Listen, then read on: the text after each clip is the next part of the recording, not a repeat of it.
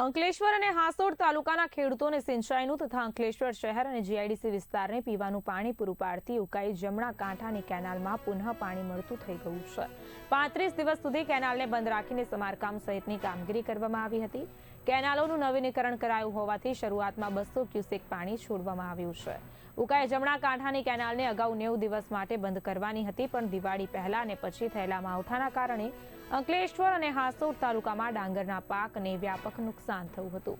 ઉપરાંત ઉદ્યોગોમાં પણ પાણીની જરૂરિયાતને પહોંચી વળવા ખેડૂતો સાથે ઉદ્યોગ મંડળ દ્વારા પણ જળ સંપત્તિ મંત્રી ઈશ્વરસિંહ પટેલને રજૂઆત કરવામાં આવી હતી, જેના પગલે નહેરમાં પાણી પુરવઠો 35 દિવસ સુધી બંધ રાખવામાં આવ્યો હતો। ઉકાઈ જમણા કાંઠા નહેરમાં પાણી પુરવઠો શરૂ થઈ જતા ખેડૂતો સાથે ઉદ્યોગ અગ્રણીઓએ પણ રાહતનો શ્વાસ લીધો છે।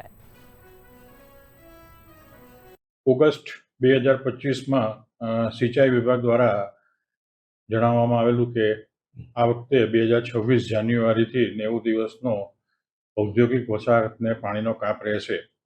તે દરમિયાન અમે આપણા લોકલાડીલા ધારાસભ્યશ્રી અને હાલના જે જળ સંપત્તિના જે મિનિસ્ટર છે એમને રજૂઆત કરતા તેઓએ ઇન્ડસ્ટ્રીઝને પડનારી મુશ્કેલીને ધ્યાનમાં લઈ એ કાપ 35 દિવસનો કરવામાં આવેલ હતો, જે ગઈકાલે પૂરો થયો છે અને વ્યવસ્થિત સમયસર પાણી પાછું એસ્ટેટ તળાવમાં આવી ગયું છે ને within 2 or 3 days estate GIDC એસ્ટેટને રેગ્યુલર આપણને પાણીનો પુરવઠો મળી રહેશે એવી ખાતરી આપીએ છીએ।